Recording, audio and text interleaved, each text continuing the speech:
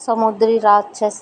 आज मत्स्य लोक की रानी ने राजकुमारी को जन्म दिया था। पूरे मत्स्य लोक में खुशियां मनाई जा रही हैं। महारानी ने जादूगरनी सुमी को बुलाया। महारानी सुमी, मेरी बेटी वो है जिसे इस ब्रह्मांड ने अपने आखिरी वंशज के रूप में चुना है, जिसकी मृत्यु के पश्चात उसका रक्त नीलमणि में बदल जाएगा। मेरी बेटी को अपनी ये नीलमणि उसके राज्य अभिषेक होते ही प्राप्त हो जाएगी। उसे हमारे देवताओं ने हम सबकी भलाई के लिए चुना है। उस नीलमणि में इतनी शक्ति होगी कि पूरे ब्रह्मांड को अपने अंदर समाहित कर सकती है। इसे धारण करने वाला यथाशक्ति का मालिक होगा। लेकिन अगर ये नीलमणि किसी गलत हाथों में पड़ गई तो तुम कल्पना भी नहीं कर सकती कि इसका परिणाम क्या होगा। सुमी, ऐसा क्यों महारानी? महारानी, राजकुमारी के 18 वर्ष के होते ही इसका राज्याभिषेक किया जाएगा, लेकिन उससे पूर्व इसकी जान को खतरा है। सुमी, खतरा? कैसा खतरा महारानी? महारानी, 18 वर्ष की होने पर इसके अंदर सभी शक्तियां जागृत हो जाएंगी, लेकिन उस समय इसका विवाह होना भी जरूरी है। किंतु उससे पहले अगर इसके रक्त से बनी नीलमणि को जादूगर कपाली ने अपनी जादुई छड़ी में लगा लिया तो फिर ये राज्य समाप्त हो जाएगा। वो दुष्ट सबको गुलाम बना लेगा। अभी वे बातें कर ही रही थी कि एक दासी दौड़ती हुई आई। दासी, महारानी, जादूगरनी कपाली ने महल पर हमला कर दिया है। महारानी सुमी, तुम कपाली के सगी बहन हो, पर मुझे तुम पर अपनी दोस्ती पर भरोसा है। अपनी जादुई विद्या से तुम मत्स्य लोक की रक्षा कर सकती हो। सुमी, मैं अपनी जादुई शक्तियों से मत्स्य लोक को पानी के जादुई शीशे से पूरी तरह से बंद कर दूंगी, जिससे ये हमेशा सुरक्षित रहेगा। महारानी सुमी, ये नीलमणि मेरी निशानी है। तुम इसे राजकुमारी के गले में डाल दो। अब सब तुम्हारे हवाले है। ऐसा कहते ही महारानी ने अपने प्राण त्याग दिए। महारानी के मरते ही सारे लोक में दुख का माहौल छा गया। सागर में तूफान उठने लगा, सारा पानी मैला होने लगा। इतने तूफान में कपाली को कुछ हासिल ना हुआ और वो कुछ पता ना लगा पाया। सुमी, राजकुमारी की रक्षा के लिए उसे यहाँ से पृथ्वी लोक छोड़ना होगा, वरना जादूगर कपाली उसका पता लगा लेगा।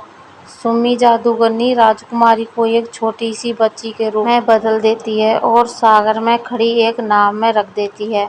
अगली सुबह, भीमा मछुआरा, आज मैं अपनी नाव को समुद्र के बीच में ले जाऊंगा। आसमान साफ है, आज काफी मछलियां पकड़ में आ जाऊंगा। अचानक भीमा को नाव में से किसी बच्ची की रोने की आवाज आती है। भीमा, हे भगवान, मेरी नाव में ये छोटी सी बच्ची किसकी है? देखने में तो किसी राजघराने की लगती है। इसे घर ले चलता हूँ। घर पहुँचकर भीमा, अरे भाग्यवान, कहाँ हो? इधर तो आओ जल्दी। रमा, क्या हुआ जी, क्यों चिल्ला रहे हो? अरे ये किसकी बच्ची उठा लाए आप? भीमा, अरे उठा के नहीं लाया हूँ। आज जब मैं मछली पकड़ने गया था तो मैंने देखा कि ये रो रही थी। वहाँ दूर तक कोई नहीं था, लगता है पैदा करके छोड़ दिया है इसे, शायद पालने की हिम्मत नहीं थी। रमा, जाने दीजिए, कौन जाने किसके घर की परिस्थितियाँ कैसी थीं। लगता है इसका हमारे भाग्य में आना तय था, तभी तो इतने सारे मछुआरों के होते हुए ये सिर्फ हमारे घर आई। रमा, आपका बहुत बहुत धन्यवाद प्रभु, आपने मेरी सूनी गोद भर दी। धीरे धीरे 14 साल बीत गए। राजकुमारी रिमझिम को भीमा और रमा लाड़ प्यार से पालने लगे। रिमझिम बचपन से ही बड़ी दयालु थी।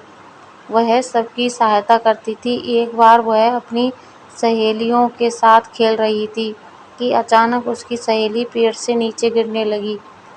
सहेली, बचाओ बचाओ, मुझे बचाओ, रिमझिम मुझे बचाओ। रिमझिम ने अचानक अपना हाथ पेड़ की तरफ किया और उसकी सहेली धीरे से पेड़ से नीचे आ गई। सभी हैरान रह गए। सहेली, ये तूने कैसे किया? रिमझिम, तूने मुझे बचा लिया।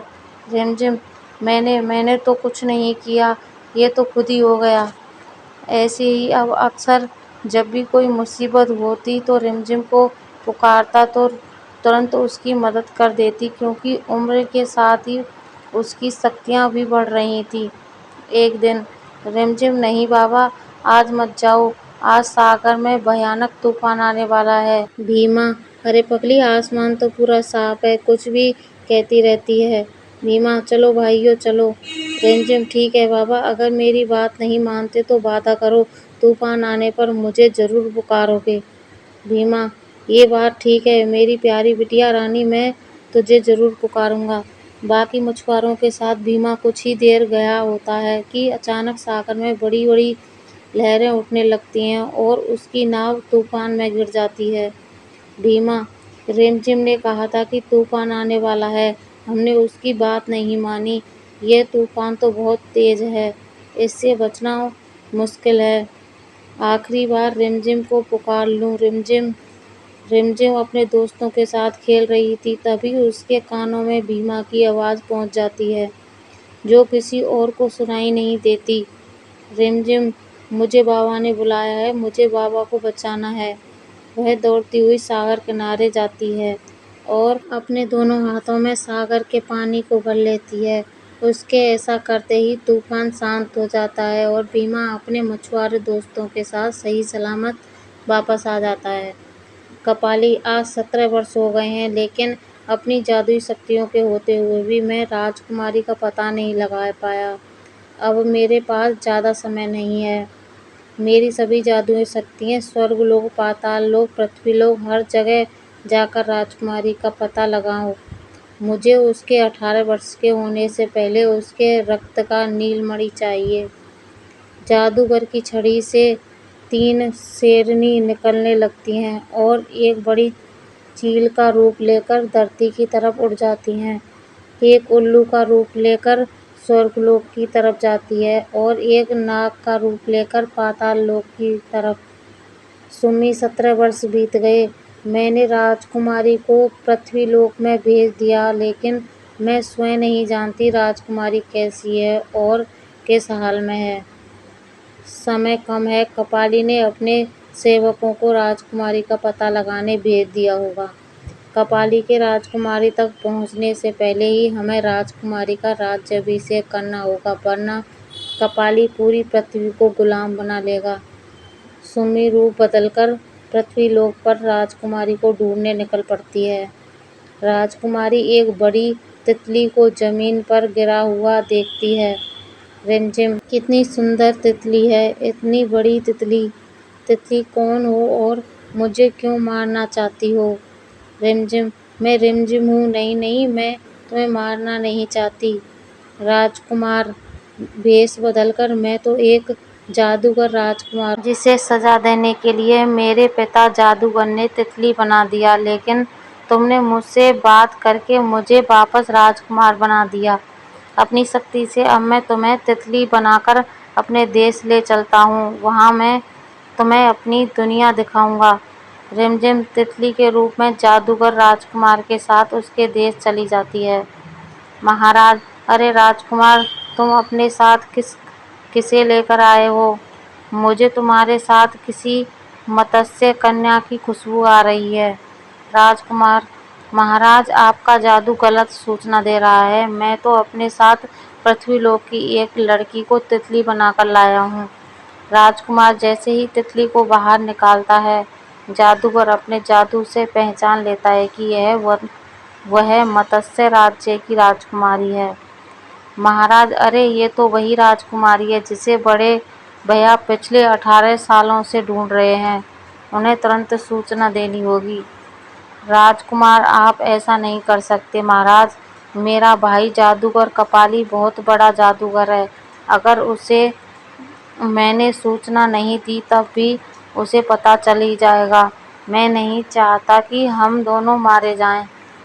सुमी, भैया, ये जानते हुए भी कि मैं जादूगर कपाली की सगी बहन हूँ, महारानी ने राजकुमारी की सुरक्षा की जिम्मेदारी मुझे दी है। मेरे होते हुए इसका कोई बाल भी बांका नहीं कर सकता। मैं राजकुमारी को लेकर जा रही हूँ। सुमी अपने जादू से राजकुमारी की चारों तरफ सुरक्षा कवच बना देती है और उसे लेकर गायब हो जाती है।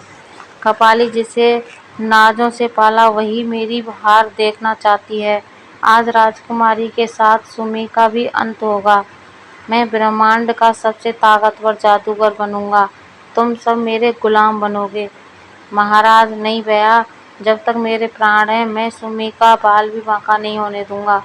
कपाली तो ठीक है।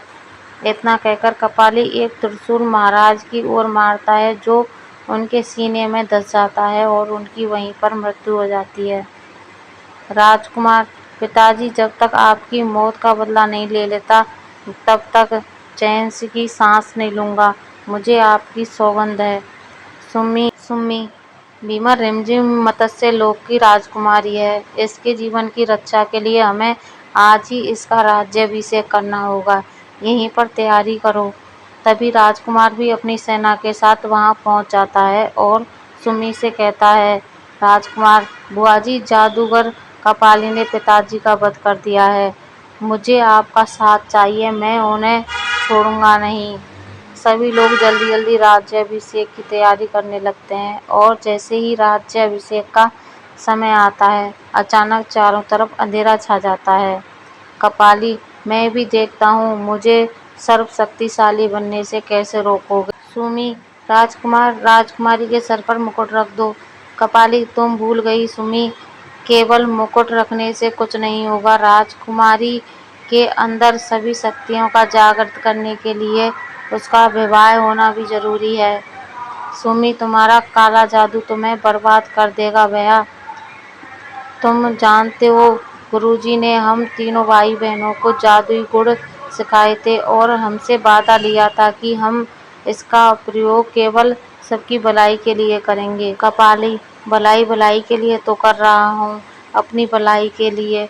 अपने जादू से मैं एक असुर सेना की रचना करूँगा और सारे ब्रह्मांड का राजा बनूँगा। आज मुझे अपनी माया का प्रयोग करना होगा। सुमी, राजकुमार, क्या तुम राजकुमारी से विवाह करोगे? लगता है विधाता ने तुम्हें ही राजकुमारी के लिए चुना है।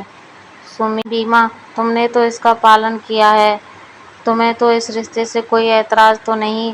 राजकुमार, मुझे राजकुमारी पसंद है, मैं राजकुमारी से विवाह करने के लिए तैयार हूँ।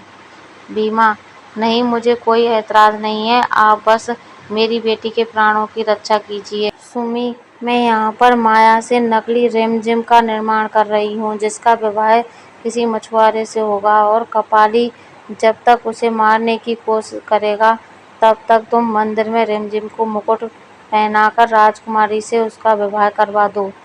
राजकुमार रिमझिम के सर पर जादुई मुकुट रखकर उसका राज अभिषेक कर देता है और राजकुमार उसकी मांग में सिंदूर भर देता है।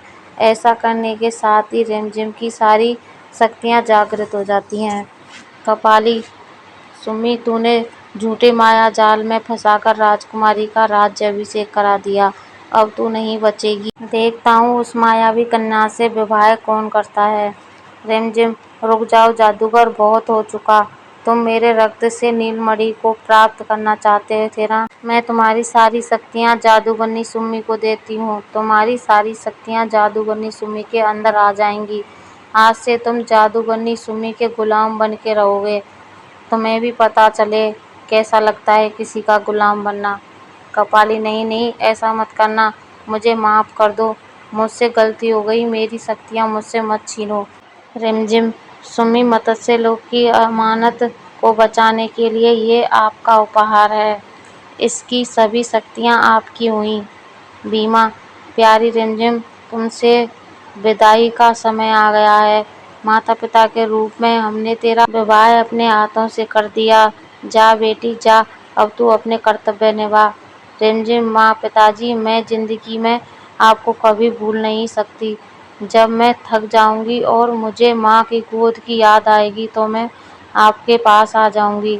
रमा, ये तेरा घर है बेटी, इसके दरवाजे हमेशा तेरे लिए खुले हैं। रिमझिम मछुआरों की बस्ती से विदा होकर मत्स्य लोक चली जाती है और सब लोग खुशी खुशी रहने लगते हैं। इस कहानी से आपने क्या सीखा, कमेंट में हमें ज़रूर बताइए। कहानी अच्छी लगे तो लाइक शेयर करें। चैनल को सब्सक्राइब नहीं किया है तो चैनल को सब्सक्राइब कर लें धन्यवाद।